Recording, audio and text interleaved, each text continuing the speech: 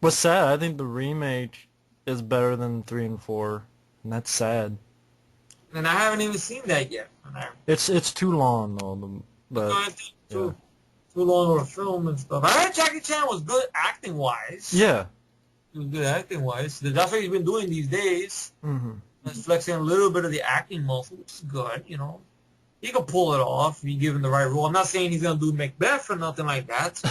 He did that to me. Did Uncle, what is the rest of it? did you have any you wanted to throw out there? Let's see. Any of the ones I want to throw out there? Let's see. Okay, this is one movie which I don't know if you ever seen it. It's a Jet Li film he did in Hong Kong. All right, this is the one that he directed, and I don't think he got opportunity to direct any more films, which is sad. He should have got at least another chance at it, though. It's this movie called Born to Defend or Defense. It's basically a kind of like a drama. Doesn't he fight like a bunch of like sort of American soldiers at the end? Yeah, yeah. You might have you seen the film? Yeah, but the copy I had, the ending was so dark, I couldn't see what the hell Me was going too. on. Me too. Okay, so that's why. Okay, but it's not only that. Okay, but Yeah. all right. It's a good acting performed by Jet Li. Basically, he plays his character named Jet. And I heard it's supposed to be based on true events on Asian history regarding China's involvement in World War II and how when these soldiers came home, they were not greeted the right way, I guess, or they were not greeted, you know, welcomed the right way by their own fellow countrymen Hmm. and stuff like that. How they praised the Americans. And there's a good sequence there where you see some of the soldiers Chinese soldiers coming off the ship, and everybody's paying them no mind or throwing things at them. It's a sad scene. And Jet Li is this guy out of work and stuff like that. He's trying to get some work, and one thing leads to another.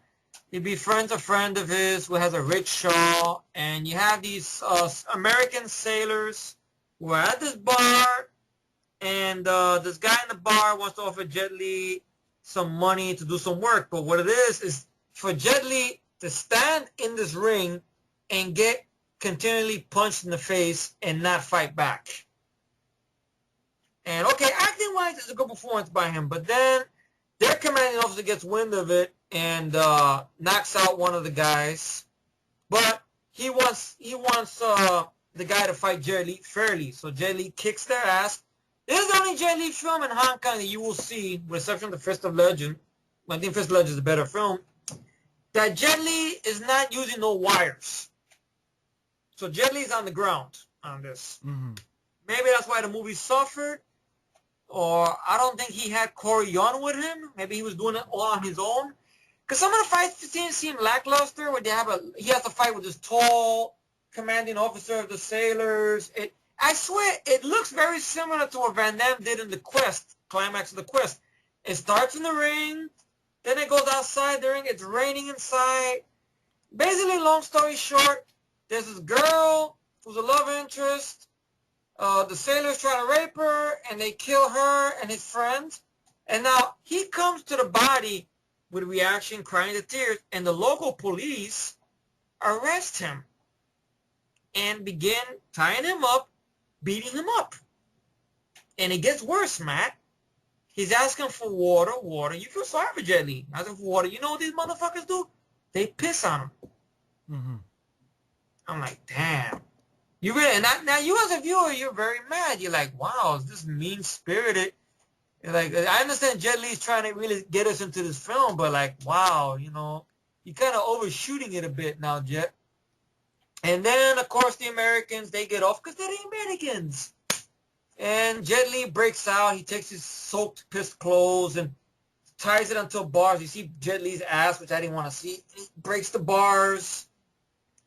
And in the climax, he bumps into the people over there at this steel mill or something, where he kills two of them, and then he has to fight with the tall one. But a very bad fight, though. I know some people might say, but it's a realistic fight. But I don't know. Just because what it is, I remember when somebody showed the clip of the fight, on YouTube. They go, I don't understand. Bruce Lee fought Kareem Abdul-Jabbar. It wasn't that much of a daunting task. Bruce Lee kicked Kareem Abdul's ass with no problem in Game of Death. But for some reason, Jet Li's taking forever to knock this guy out and stuff. And the guy's getting a lot of good licks in. And then Jet Li has a chance to finally take the winning blow and crush his face with a giant pipe wrench. And he screams, ah! Then it cuts away. He misses and walks away. So he doesn't kill the guy. So, I don't know. The movie's just too long. I know it's trying to tell a story, but I thought it could have been handled a little bit more better. But I don't think Jet Li should not be allowed to direct the movie again. I mean, I think he should get another crack at directing a film, maybe learn from his mistakes and stuff. Okay, like if you're going to do realistic fighting, get Corey Young there. At least he could guide him the right way, like he did with Kiss of the Dragon, like he did with Unleashed. They could work something out together. But it seemed like he was without Corey Young in this one. At least that's what I felt. Because you don't see no wushu or anything and stuff. So that's my thoughts on that. I don't know if you ever heard of the film or you remember it or whatever. I've saw it once, but I don't remember anything of it. Oh, maybe that's a good thing. But that's my thought on it. I mean, it's a bad film. I don't know if overrated. I don't think nobody likes it, but it's a bad movie. It's one that nobody talks about. Just I could throw that in there. So, your turn. I'll bring up two that kind of are together. Okay. Never bat down in fighting. Oh, yeah. We're going to have fun ripping this apart. Oh, yeah. Never Bat Down is a half-assed version of Karate Kid, basically. With a character you don't care about. Because the character is an a-hole. Yeah, Sean Ferris, I think is his name. The character is an a-hole. It's just okay, his father passed away. He was this hothead football player. And I guess thanks to the magic of the internet, somebody had taped him beating up his coach at a football game. So when he moved, he ends up moving to the OC and stuff. And get mixed up with this motherfucker from Twilight, who I hate this actor. I really do hate him with a passion. I think his acting is like somebody scratching chalk on the wall. What's his name? Cam something. I don't know. Cam something. I don't know. He's like to me, he's like a doppelganger of Paul Walker. Paul Walker at least has some talent, though. I mean, Paul Walker needs to step away from the Fast and Furious movies for a fucking change, but and stuff. But this guy is just fucking ridiculous. Basically finds out he has a little underground fight club going on with the other kids and stuff. And he's at a party, and the guy calls him out to a fight, and he tries to hold his own, but he gets his ass kicked royally. And now he goes to DeJohn Houston from Amistad to help him out or whatever. He tells him, what I teach you here, you don't use outside. If I can do his accent the right way. Then he gets a lot of long dialogue. What made Karate Kid work is I felt sorry for Daniel LaRusso. I cared. I see myself in that character. You put yourself there. But with Sean Ferris in this movie, I couldn't put myself in this character because, for one, he's a fucking jock. Two, he seems like a real hothead. Quick to blow up, quick to fight people. Even when he learns a little bit of fighting, he still doesn't, he doesn't learn to tone it down. He fights some guy in the fucking street. Then the end fight was lackluster. I don't know, I just didn't care for the film. Anyway, you can go on. I'm sure you have more ammunition to attack than I do, but that's just my 2 cents. Not really, because it's completely forgettable. I don't remember anything, but I saw it once and I did not like it, and it emptied from my brain. As for the lucky. As for the hothead thing, I mean, I'm a type of guy who likes to say like Raphael, who's a hothead, but yeah, but to this extent that you would go out, like if somebody's honking you in your car, you're gonna get out and fight with the guy because he honked. Right. That's what it is. He's too much of that. I can understand if you're a hothead. Okay, if somebody touches you and you tell them, look, keep your fucking hands to yourself, and they don't listen, then it's different. Then, you're justified here, like Scott Stapp, or I do not have to justify. Then you justify it. Right. But here, it's no justification. You know, I didn't give a fuck if he won or lost. You know, the fight scenes were filmed very, very choppy. You know, I know there's a made-to-DVD sequel in the works with Michael Jai White's gonna write, direct, and star in it. I'm willing to bet he's probably gonna be the mentor of Mm-hmm. the new guy they're gonna get or whatever. I'm But I sure. don't know, yeah, or something like that. I hope he steals the movie though. I really do. You know, don't give it to no fucking pretty boy wannabe. Well, that film sucks, and fighting with Channing Tatum sucks, because fighting is basically, Lionheart remade badly. yeah, with a horrible Channing Tatum and another actor I don't give a fuck about. Terrence Howard. Yeah, I don't care about this guy. I don't like this guy. I think he's a terrible actor. I don't care about Hustle and Flow. I thought he was bad in Iron Man. I'm glad they got Don Cheadle. I think Well, that I didn't mind him in Iron Man, but I agree on the stand he has that no emotion in his face. his attitude off camera, you know, like he's like, but I want more money. I want this. I want more money. I want money. Give me money. You know, more like that, you know, like that's all it is. Not about the crowd, not about the performance. I want money. I want money. Give me money. So you gotta get it. So he is the money. But the emotion thing, I mean, he doesn't get a chance to really do a movie where he gets to endure the emotion. I don't give a fuck about Hustle and Flow either, you know, but and stuff like that. I didn't mind him in this little part he had in this movie. What was it? What was that movie? Four Brothers. I didn't mind him that he played the cop or Right. whatever. And on the commentary track, John Singleton talks about how he had to get in Terrence Howard to talk to him a lot because he would mumble his lines. And he would have to tell Terrence Howard. And the commentary is hilarious for Four Brothers. If anyone's heard it out there. And he would have to tell him, look, brother, you're going to have to speak up a little bit, brother. Come on. I know the great ones mumble their lines, like Brando and these guys. But you're going to have to speak up a little. I can't hear you. The mic guy can't hear you. He mumbles his lines. You know, Yeah. like that's one of the bad habits he's got or whatever. But fighting, I seen it. And I didn't care for it. I didn't give a fuck about the character. Once again, when you have a movie like this, you got to care about your lead. If you don't care, why the fuck should I care? Exactly. Tatum. So what? If it's Channing Tatum. I don't give a shit. No choppy fight scenes. Yeah, very badly edited. You know, Channing Tatum, you know, trying to do his Tom Berenger voice. It's not like he's trying to imitate Tom Berenger, I swear. He really does. I know in Step Up he had the whole hip-hop voice, but now since he came to his own as an actor, quote, quotation marks, actor, he's trying to do the Tom Berenger voice. I'm a Southern gentleman. Ah, bullshit. Yeah, with just bad editing. Bad editing, acting. you know, stuff like that. The fight, I didn't care about the characters. It's too much like Lionheart. It's just... The Lionheart is just miles better. The Van Damme and Harrison Page drew me in. I cared about those guys. Yeah. So here I just didn't care. Just feel like it was just, you know, Channing Tatum doing one thing. You got this lead girl. You got this other guy who was a rival of his in the school. They have an end fight. And the comeuppance, I didn't give a fuck about. Not bad, though, because, I mean, I'm the type of guy, I love the comeuppance in the movies. I love when the bad guy gets his ass handed to him, you know? And stuff. Right. I go, yeah, but he didn't give a fuck. Like, oh, okay, they're tackling on the floor. All right.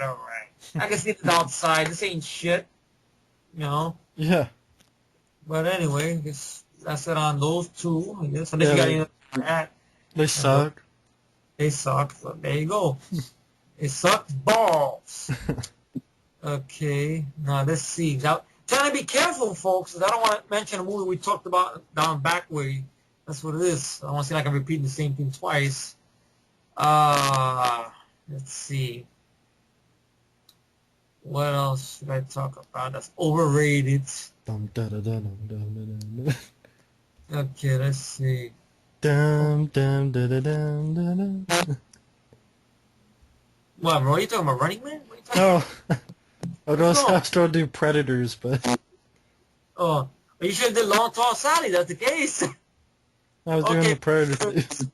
Which I know people are gonna say, you guys are talking about this shit again. Well, we'll keep it very brief and simple, all right? But that's fair, right, Matt? Or should we just Yeah. go keep it brief and okay? Well, So I mean, if we're talking about bad action movies, it's on the list. it's on the list, all right. So it might as well, okay. But I mean, you guys know the plot already. Bad pace, disappointing, trailer that lies. This is when Robbie Rodriguez lost to Rodriguez and ended up becoming Robbie Rod. Uh, Adrian Bidnose Brody, Big Nose Christian Brody, Bale Royce, Christian Bale voice, for Royce. Royce, see, it rhymes. There you go. Bad cast. Nope, there's no chemistry. I don't give a fuck about these people. The Predators, with the title was Predators, where are they? They're nowhere to be found. They come in maybe to the middle of the fucking movie. And they do nothing. Well, they say that's what happened in the first movie. They came in at the middle. Yeah, but I disagree with that because you had the action sequence on the camp, right? Or with the Then dogs. then for one, the Predator comes, starts taking them out. So the Predator is doing something. Well, they say that you have the dogs, and then when it comes to Predators, are doing something. Well, that's With not Danny Trejo and the black guy and the black guy, which I still don't know to this day. Was it a fucking trap? yeah. What fucking? Because I know it ain't a spear because Nimrod doesn't like the toys. And you know something that's funny about it, folks? I used to hate AVPR. The more I saw Predators again with Matt one night on Skype together, we saw it in better quality, and the movie still fucking sucks. Mm-hmm. In better quality, it still sucks. Me and Matt were making jokes on the movie while we're watching it. Yeah. Do a commentary for it? Fuck no, because it's 20 such a fuckface. That's why. Mm-hmm. You know, but it still doesn't hold up. It doesn't work. The AVPR, I used to pick on it a lot. I don't pick on it no more. I don't think it's the best movie ever. No. I mean, when the alien and the Predator, and Predator alien and the Predator collide with each other, those little scenes, the movie becomes watchable. The humans or actors or whatever the actors you got there, that's the problem with the film. Yeah. So that's the problem there. The makeup effects on the Predator AVPR looks terrible, but at least he's got toys. He's doing something, you know. The Predator 2, I mean, we both agree that's the king of kings right there, man. He would pull the Predators in AVP 1 and 2. He would bitch slap the black super Predator with his dick. The Predator had a dick. I'll put it that way. I'll go up there and say that. I don't care. I love Predator 2. I wish I had a T-shirt that said Predator like a poster. I would love to wear it. I wear it proud with honor. I wouldn't give a shit. You know, but the You mean a movie, T-shirt that says "I love Predator 2, F you"? yeah. Or the poster. No, just words like "I love Predator 2, ... F you." Yeah. Be Yeah, rhyming. I put that to work. That'd be good, yeah. I love P2, F you. Yeah, but they made P2, they're gonna think you're talking about that other movie. But it'd have the Predator in the background. Yeah. Yeah, but this movie is a shit fest. It's boring. I don't understand how people say, oh, it's got action. Okay, you got the scene with the fucking dogs, but that's nothing to run home about. You know, the Predators come in there. They get taken out just like that. Yeah, Larry Fishburne, which he's called Larry now. He lost to Lawrence thanks to this film. Who could be an interesting character, but they make him to a crazy guy, and he blows up into a big water balloon. So, I mean, pretty much, you guys can look at the Predator cast and hear the whole thing about that. This could have been something good or whatever, but, you know, it's a disappointing film of 2010, you know, and I look forward to it and stuff. I know Matt looked forward to it as well, but Yeah. it's pretty much It's boring. Shitty actors. shitty actors. Crap Bad lead. action, crappy lead, bad climax, and he had the nerve to insult the fans of the original movie by putting Long Tall Sally in the end credits. Yeah. Really, that's insulting the fans. It's sad. You know. Anyway, I guess you throw one out there. Hmm. How about...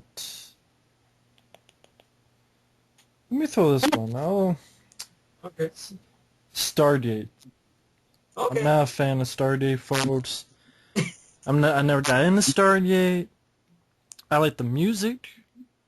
James Spader and Kurt Russell are good actors. But, okay, we have this date, and we're going to go to this adventure, and then you land in Arizona. Big Basically. fucking desert, pretty much. That's what you land in fucking New Mexico. Basically, Area 51, maybe they land at. That's it. You land in New Mexico That's with it. maybe a pyramid Yeah. and some human extras. Yeah. No, and maybe if you get an alien, it's some dumbass pharaoh looking with a spear. Shoots it. And I like the score, Yeah, but I'm like, I just was bored. I'm like, really? This is it Stargate. started off well. Okay, you got the Stargate and these figures are going to rotate, and Kurt Russell, okay, he's in a bad places character, and Yeah, because his son, I think, he had left his firearm around. His son yeah. picked it up and played with it and shot himself. So it had a good build up, Good build up. but I then like the character development and when stuff. they go through the gate, it loses me because I'm like, oh, it's see if they went through the gate and it was like. I know Effrey's not the biggest fan of this film, but if it was like The Fifth Element Yeah. world, or if it was like, not even that crazy, if it was like, I don't know, another world, I'm trying to think of like other world, like, trying to think of another movie that did better, like, I just want like, I didn't want just sand and sand and sand, and then I don't know why that, I know there's a reason why there's other humans there, and some backstory that I didn't pay attention to because I didn't give a shit. I mean, I see where Matt's coming from the film. I know a good friend of ours, Mike, loves the film a lot and stuff. 'Cause he grew up with Stargate and stuff. And I'm sure when if he joins us later, we'll recap. He'll probably share why he loves Stargate so much. Me, I don't. I mean, I don't love it. I don't hate it. It's there, but I understand where Matt's coming from. You have a Stargate, and just to get through there, it's sand. It's like there's no space. How about another planet, maybe, or something, or I don't know, maybe like go into a video game. Well, no, wait a minute, that's Tron now. I mean, but go somewhere different though. Why a desert? Or something. It just felt cheap and like okay we don't have as if it was like a Roger Corman film. Shit, we don't have any money, but we do have a It's lot of kind, sand. it's kind of a plot like that. If you think about it, something out of a B movie, like a plot like that's what it's trying to be like. But it feels like it has a budget. But I'm like, okay, do something with the budget, not just sand and some. I thought the whole thing where Kurt Russell sees this other kid. I think it could have been handled better. Maybe if they had a better kid after, I don't know. What do you mean when he befriends one of the native kids Yeah. and hangs out with him, and he sees him smoking? He offers him a cigarette on purpose. The kid gets sick. He goes, "That's right, good smoke," Hmm. and stuff. He sees him trying to grab the gun. He screams, "No!" So he has a reaction to what happened to his son and stuff. But the ending where Kurt Russell finally steps up and starts kicking ass, I liked it. Give my regards to King Tut asshole, with him with the buzz cut. Yeah, All but right. it takes him a while Takes him a while to build up to that. till the very end, really. I swear the last scene of the film, right? Right after when James Spader character is gonna stay and Kurt Russell's character is okay now, he's smiling a little bit.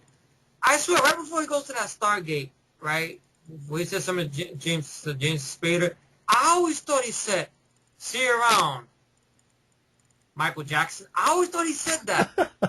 Because James Spader, the way he's dressed, is like Michael Jackson from Remember the Time. Well, the character's name is Jackson, right? I know, yeah. Michael Jackson. I always thought he said that, but he doesn't say that. He says Dr. Jackson. Yeah. It always sounded like Michael Jackson. Like when he's trying to make, because he's dressed like, Michael Jackson is in that video, Eddie Murphy. Do you remember the time, like it was Egyptian? That was an inside joke. But the movie, it's there. It could be better. I mean, I don't give a fuck about the TV series of Richard Dean Anderson and the spin-offs it did or whatever. I mean, I just think they're just really milking this franchise to it's just no more milk in it no more. So it's just dried. Mm-hmm. But I understand what you're coming from with the movie, I know when Mike comes out a little later on. I just found it boring. Yeah. Like, okay, if it was like a world like, you see a lot of sci-fi films in the 80s that, this person goes to this world where you had different creatures, or that's what I thought it was. The Stargate was to. I didn't know it was to Stargate to Mexico. Okay, I have an example. Okay, in Hellboy 2, like when Hellboy goes to that area right there where the market, you see all the practical effect creatures, everybody's in costume. Yeah. Like that. They go somewhere like that. Then yeah, not to Mexico or Egypt. Yeah, not in the desert. Okay, we don't go to Stargate. We don't go to Mexico. Go to Egypt. Mexico. Mexico, Egypt, or Egypt. Or Israel. One of those two. They have deserts in Israel too. Or Arizona. Arizona, the most popular one. There you go. But anyway. Yeah. That's my opinion. So. All right. No problem. No, I'm just telling people out there. I know there are a lot of fans of Stargate, but I'm not one of them. And that's probably still scratching their head like this. Jurassic Park, really? They're still scratching their head. Oh God! But let's see, a movie. I had it to my tongue. I fucking lost it. Shit. Damn. Hate when that happens. Fuck me, man. Damn. I lost it. Let's see. Movie that's overrated. I didn't like. It's action. Let's see. I know I talked about Tron Legacy already. Mm-hmm. We talked about the Mortal Kombat stuff. Okay. Movie I did not like. That was action. Did we mention Transporter 3? I think we did, right? Did you want to talk about Faster? I think we covered that on the 2000 thing or whatever, but I don't know. That'd be kind of a cheap shot. I covered that already, And then we talked about that on the 2000 summer movies. We covered Faster. Well, that's a bad action movie. But if you want to think of another one, go for it. Okay, let's see. Another one. Okay, I got it. I don't know if I talked about it already. Did I talk about Doom? Doom, no. Really? I thought I did. Okay. Well, folks, I know Matt did a nice long video explaining what he loves about the film, and I do respect his opinion. It's great. Everybody has their opinions. It's good, not bad. I know Matt would agree in a heartbeat that it's not a definitive Doom movie. No. It's not a definitive with that, but if it's possible they did a definitive Doom movie, you would still watch it. Yes. Or by any bad luck, if they did it and it was fucking more worse, then it will make the other movie win in comparison. But okay, now what are my problems with this film? Okay, I played the video games. As did I. Okay, like Matt did. Okay, I played the PC one.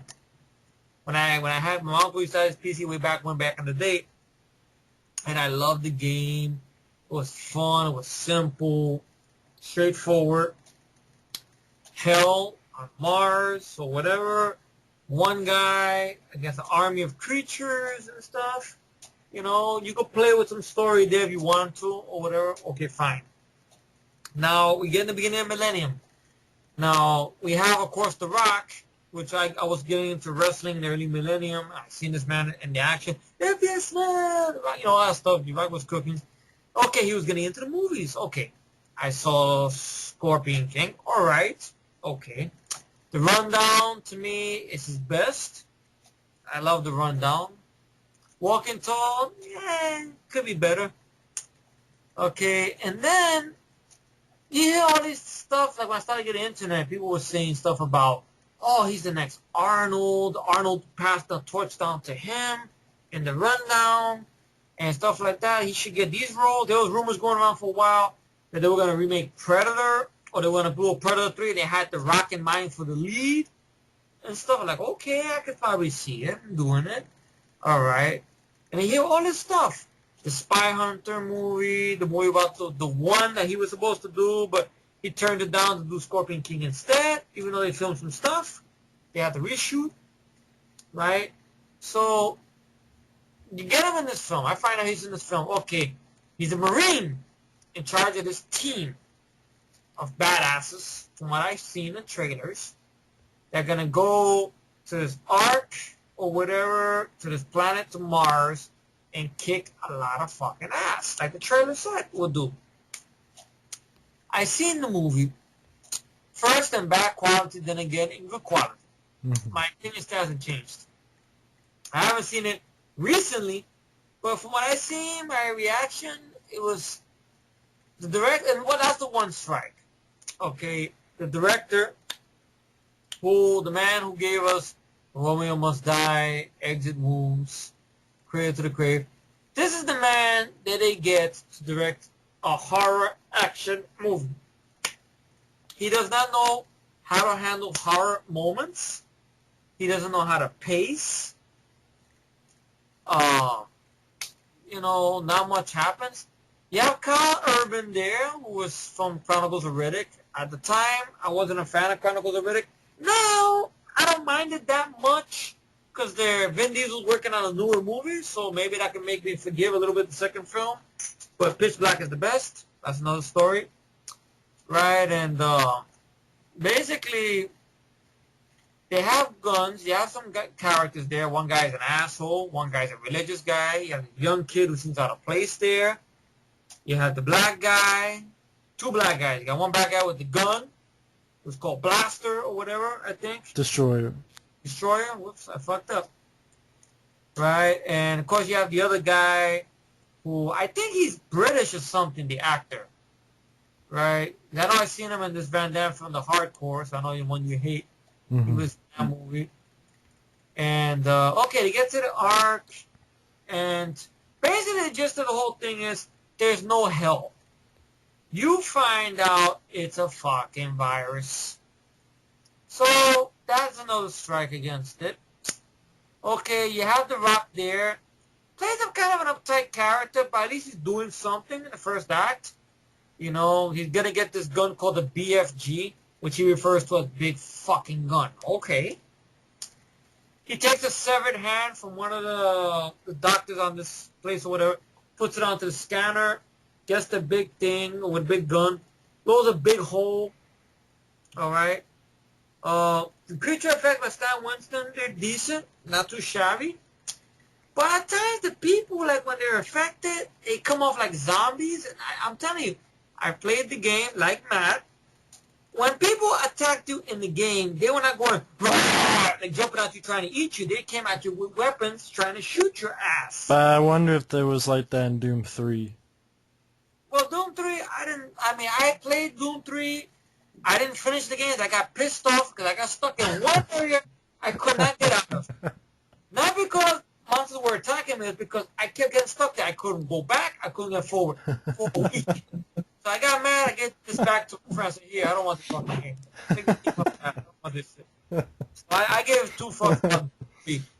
But it's cool. I've never played Doom 3, so that's why I didn't know. You never played it? Okay. I've never played it. So I thought you did. Oh. No, I've never played Doom 3. Like I said in my review, folks, I've seen clips, but I've never played it.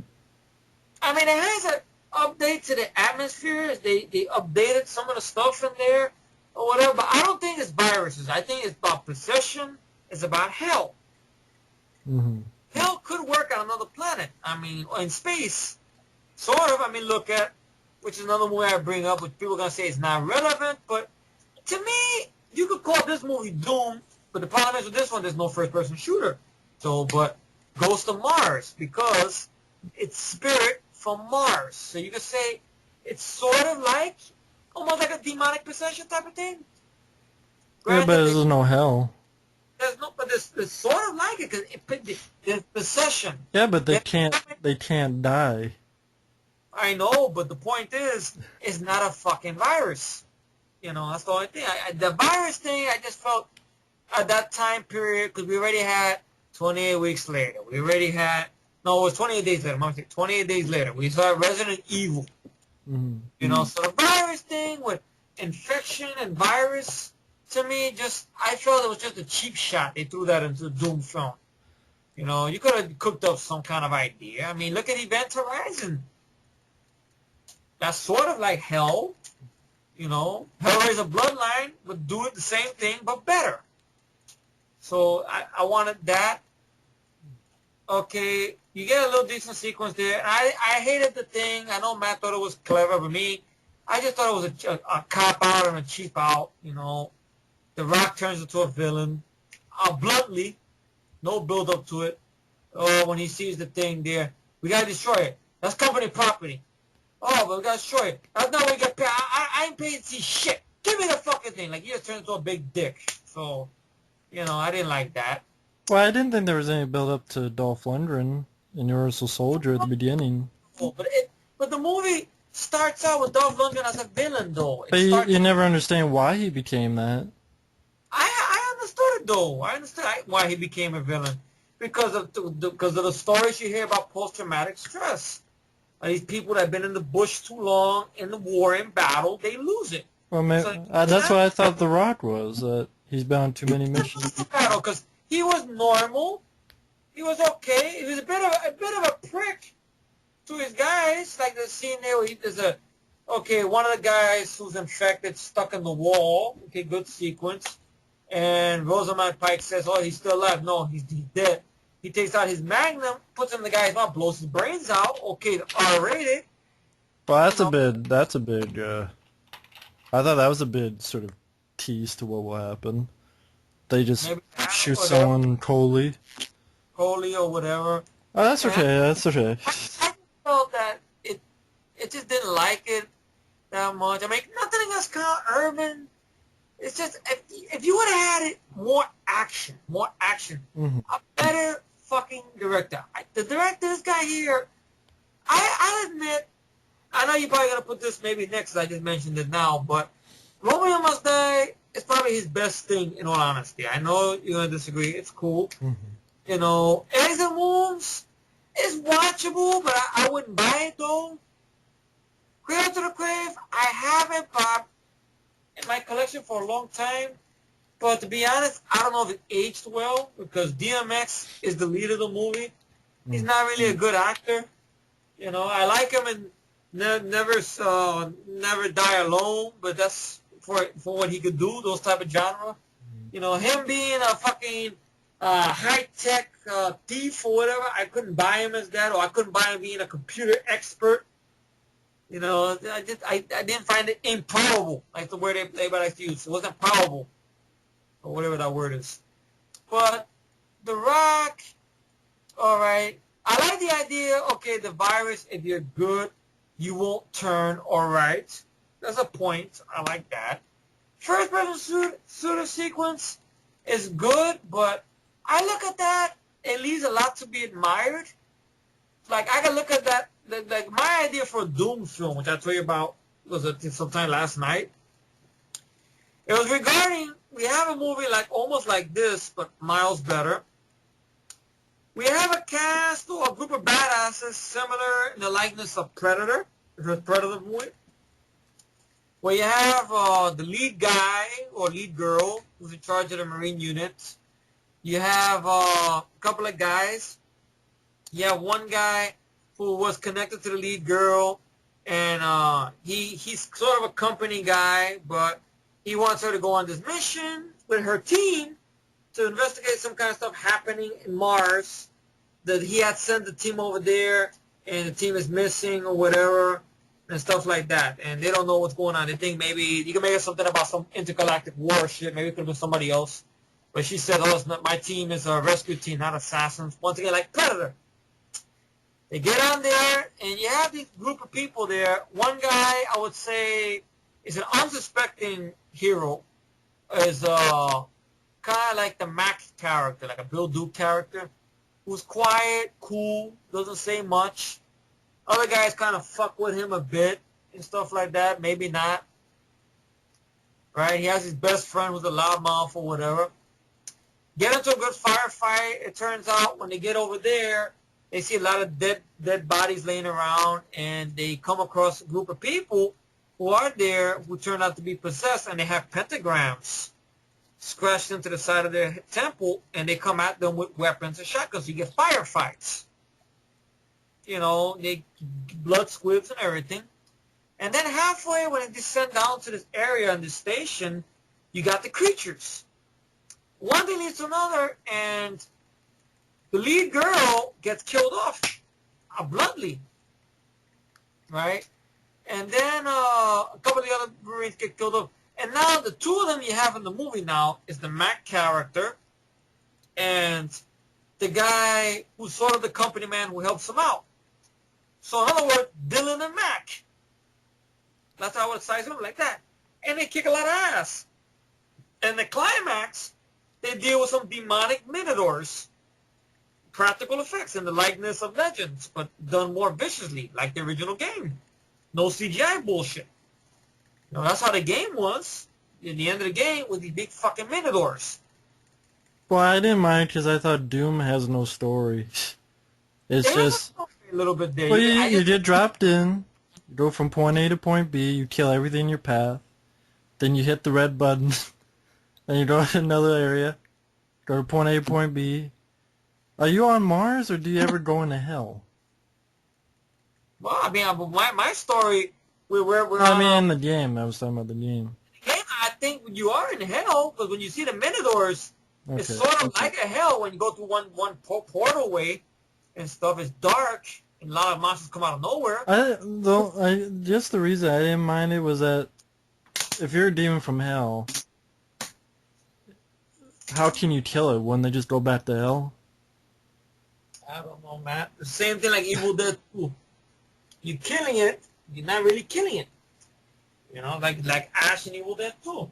I swallow your soul. I swallow it. And he swallows them, but how do you know they're back in hell? So they are. And stuff. Well, I just meant if you're actually in hell, how do you kill? Well, that's why I like Hellraiser even. Like, I love Hellraiser too, but I always wonder, well, how do you actually kill? Aren't you in hell? Like, wouldn't you just go back to... I'm not saying your idea is wrong. I'm talking about just the game. Like, that was one thing I never understood. I wanted what I thought I was gonna get. I wanted an Aliens / Predator / Evil Dead 2 type of movie. Mm-hmm. That's why Ghost of Mars. Granted, you can't kill him, but the pace is a lot better. You got John Carpenter directing. He knows what he's doing. You know, K&B effects are good. The score that he got in there, what is it, by Anthrax, I think. And I think John Carpenter helped out a little bit. Was good, very action-orientated. Yes, I would have loved to see Jason Statham as the lead, which they wanted to do. But I guess the studio said no. Because they're like, who the fuck is Jason Statham? Even though now they eat their words saying that, thinking that shit, but whatever. But I look at Ghost of Mars and I go, that's Doom, at least to me, you know, granted, to me, you know. But if you love the film, it's cool, you know. But me, I look at it and I just put my head down. The end fight with the wires, I didn't care for. Because I thought he went through all this just to get to the rock who's possessed. No demons. No big monster to fight. Nothing. Okay, he fought the guy in the wheelchair. A good sequence, once again. But, you know, they could have just made Doom like a first-person movie. Without the camera. Just the character's fucking eyes. That's it. Be too expensive. It'd be too expensive. Well, it'd be... Oh, it's too simplified. Too simplified. Or whatever. Oh, well. So that's my thoughts on Doom, pretty much. I guess you guys know Matt's thoughts about Doom already, but anything you want to add, be my guest, Matt. It's your world, your channel. I don't know. I like the movie. Yeah, you love Um, it. You like it. You love it. It's cool. You know, all right. It's my just my 2 cents. mm-hmm. Okay. But anyway, your turn, bro. Um, hmm, let's see. You crossed off the ones we talked about already, right? Mm-hmm. All right. So we're Mm. not repeating stuff. Well, I guess I'll mention Soldier then. I go for it. I saw Soldier with Kurt Russell, and granted, I like Kurt Russell, but Paul Wildstone Anderson, I think you fucked up a simple idea, and I think you're a fucking idiot. First off, you cannot film, for some reason in this movie, you cannot film action in an adrenaline pumping way. For some reason, it's like you're on life support with your action scenes. It's like stand, shoot, stand, shoot, and there's like nothing about it was really that invigorating for me to pull in. It's like, okay, I've seen this film before. I can deal with that, but I need to feel some kind of adrenaline rush. And the first half of the film, okay, he is just has no emotion, okay, and just going from one A to B to C, shooting and shooting, like no emotion, no adrenaline, no emotion, no momentum. Just okay, I went in here. Oh, now I'm in the snow world. Now I'm in ice world, fire world, whatever the hell it was, the opening thing. And then okay, now here's this Jason Scott Lee. Here's the newer soldiers, and he gets his ass kicked and is left on a planet. Okay. Then he meets survivors that I could not give a fuck about, and a little kid and a woman who wants to Russell or whatever. Uh, couldn't not hear about any of the actors there. Caruso still, I don't know, maybe because when I watch Caruso, I don't see him as the emotionless. Like I see Caruso as Jack Burton or See even him as Snake Plissken. the wise ass, or a bad. Even like Snake Plissken. I mean, I don't You see him see him as an anti-hero, as a badass, or like a regular guy, but as the guy, strong who side. has good dialogue, like he does, in Tango and Cash and stuff. Here he has no dialogue because that's the character. I think there was a backstory regarding something about how, in order to get Kurt Russell for the film, he had to only say a certain amount of lines because they would pay him. They would have to pay him $1,000 each line. So Well, that's why they gave him very little to say. well,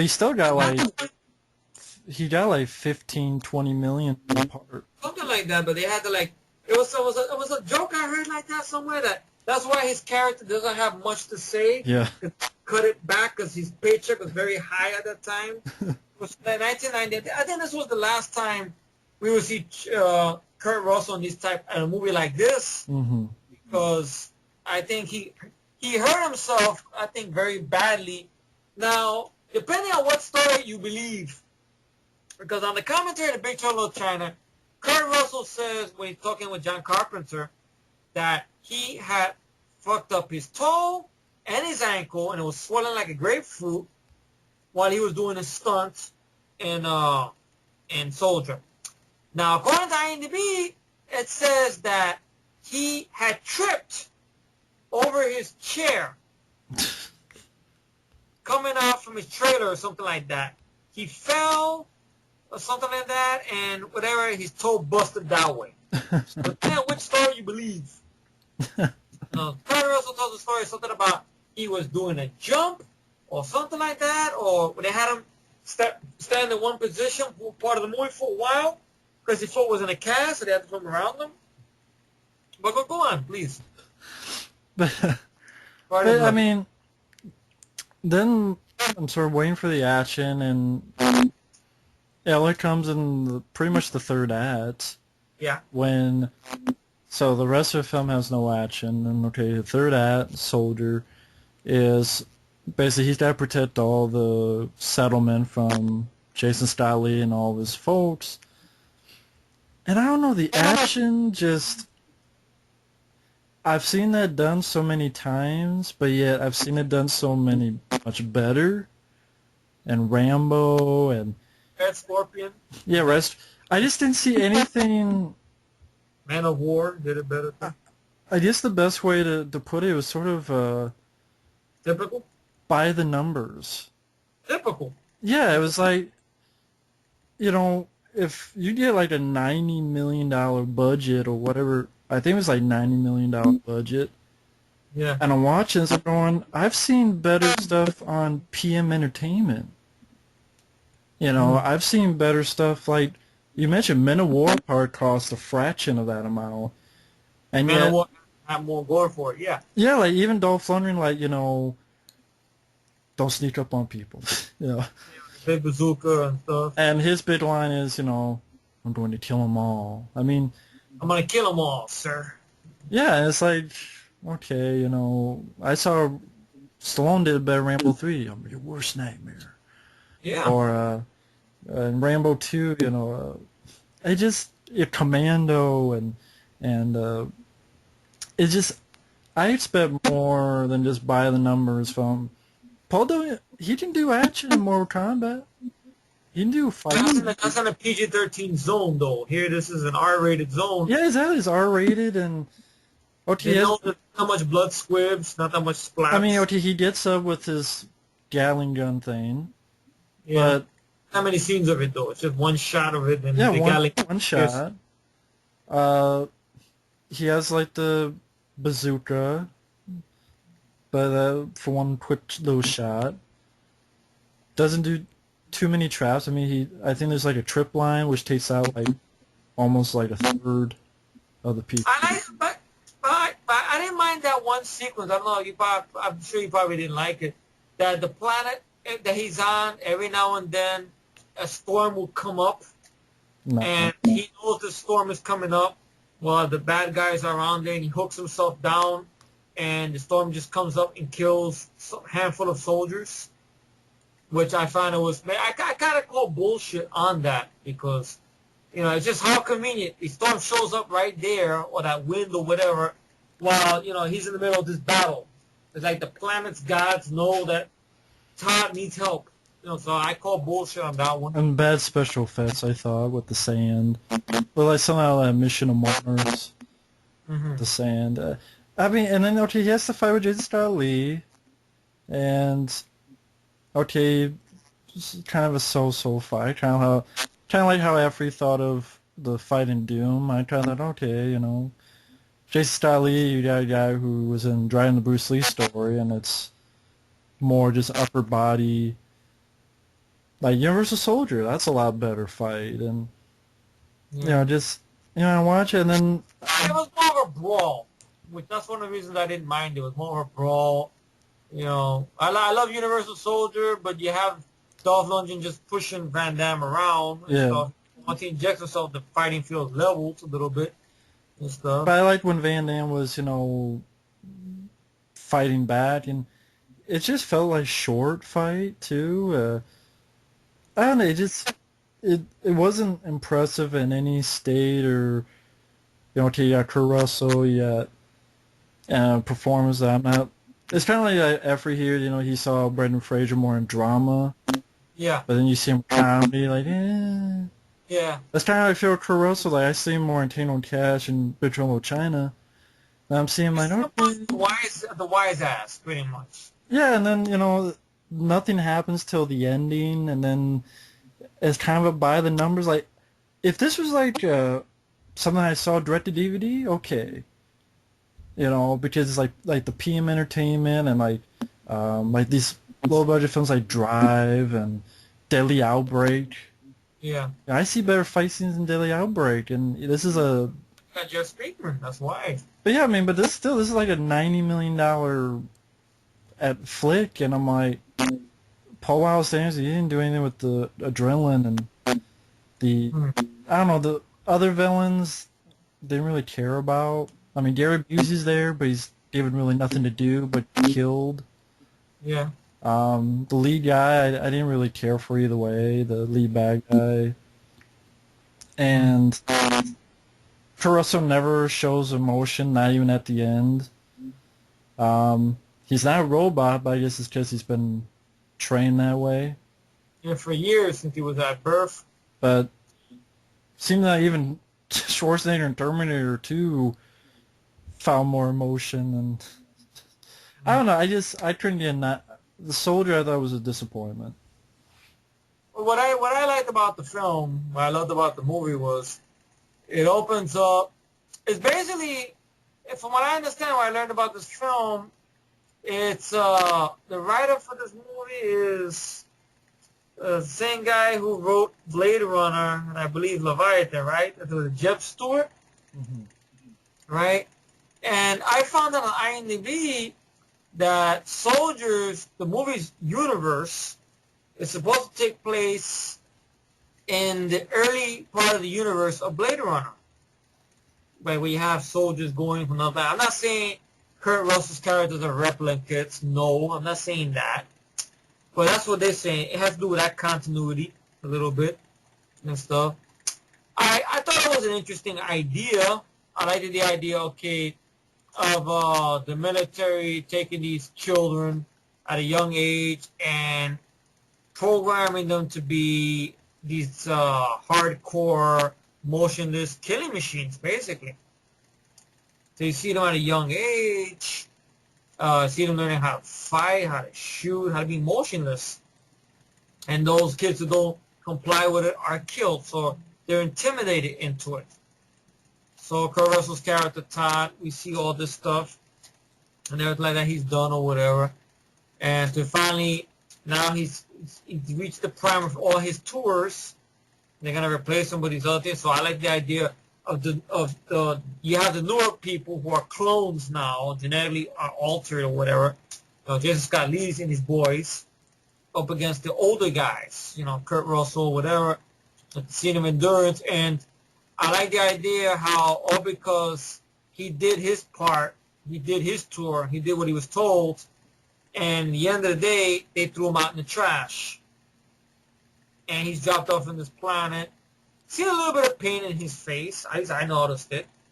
He finds these people there. I didn't mind the people that much. I think the lead guy is Sean Partwee from Dog Soldiers. Yeah, but He's there. Okay, I know he's better in Dog Soldiers. I agree. Connie Nielsen from Gladiator, I know, and from The Hunted, Tommy Jones. You guys, okay, the movie slows down in the middle there. He tries to connect, or they try to connect with him. We see a little more flashbacks. So we know something's eating at him a little bit. I can see when he's punching this big chunk of metal, like a boxing thing, like a beanbag. And he's remembering a mission he was on where he killed this little girl by accident. I guess he's realizing what he's done. And there's a scene there where the lead guy well, is he did it killed. on purpose. Yeah, but he's thinking about it when Yeah. he's punching the thing, so he's having some reaction to it or whatever. So he feels. I always thought he felt bad, but he's not gonna say it.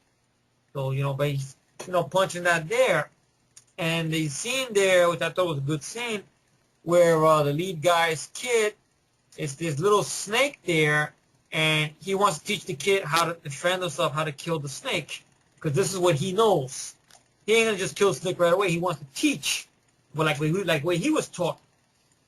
So when they catch him there, they see what he's doing. He's thrown out and exiled, and you see a little bit of pain in his face. So I saw emotion there, at least me. So the kid ends up saving the parent's life because of the way Kurt Russell's character taught him how to kill that snake. So he tries to get him, and then of course you have the military come back into play. They want to destroy this planet with the settlers there or whatever. Guy gets killed, Sean Parley gets killed, Kurt Russell gets mad, sort of. And as you guys have seen, when he picks up the guns, I'm gonna kill them all, sir. But you didn't have to say sir. You could just say I'm gonna kill them all, and that's it. Then he takes them out one by one like Rambo. Okay, by the numbers, granted. Okay, he didn't use all his guns. I know the minigun comes into play for that one scene when he's under the water, and it disappears. Blows up a couple of cars. Okay, that thing I talked about with the storm that I call bullshit on. And then I like that sequence when he tells on the radio, "What's going on there? King, what's going on? Your men are obsolete." And the look on the bad guy's face is hilarious. I like those reactions like that. But once again, I know I've seen it done in better films. All right, so then it leads up to the fight between him and Jason Scott Lee. I liked it. It was both of them in the scene. It wasn't wires. It wasn't shaky cam. Okay, a little too much slow-mo, but it was straightforward. I think Wes Anderson summed up this film. He said it's kind of like a Western in space. The whole thing with the mysterious stranger coming into the town, that the townspeople don't trust him because of his past. And now these people that he was with are trying to wipe these people out, and only this guy is their only hope against this group of people. So it's like they're trying to be like that Western in space. That's what they were trying to go for. But I thought they did it. I know just little old me. So I like the scene where James Black with one of his friends. They march into there, and then they get the hold of the bad guy. And what does the bad guy do? Pisses his pants, throws him off, blows himself off the planet. I mean, blows the planet, blows with the guy on it. Picks up the kid, shows the kid the planets they're going into. The movie ends with a good song. But I didn't mind the film. I think it's because Paul Winston Anderson, to be honest, I didn't like really 3 movies he's done, to be honest. Those movies happened to be in the 90s. Mortal Kombat. Event Horizon, I will admit, when I saw it back in the 90s, I took it for granted. But then I saw it again about a year or two later, like sometime last year, and they gave it on cable. I loved it, even though the ending is a problem, though. But I can still watch it. Soldier, to me, was his last good one, at least to me. But then the Millennium came, and that's when he went downhill from there. My humble opinion. Mm-hmm. So that's what I have to say about Soldier. But it's understandable if Matt feels like that about Soldier. I just felt Soldier was a $75 million bore fest. Okay. I'm like, I've seen this shit. I've seen Universal Soldier. I've seen Rambo. I've seen, Blade Runner. And it's like, okay, let's put a little bit of Blade Runner, a little bit of Universal Soldier, a little bit of Rambo 2. Only not as good as any of them. And let's spend $75 million on bad special effects. Caruso, sorry, you can't talk too much. Because we're hoping we'll get box office dollars if you don't say enough. Because you talk too much about Big Trouble in Little China and that flopped. They didn't really say that, I'm just guessing. And it just, I'm like, no, I'm sorry. I mean, it looks like it could have cost $10 million.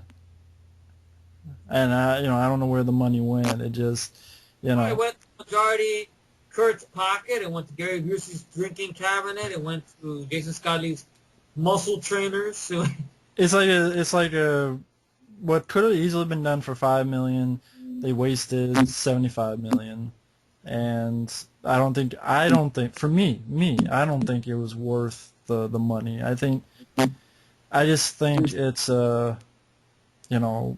if you don't have that much money, then go with the action. Go full tilt for the second half of the film, and have the whole second half of the film be like, okay, I'm going to do this, we're going to do that.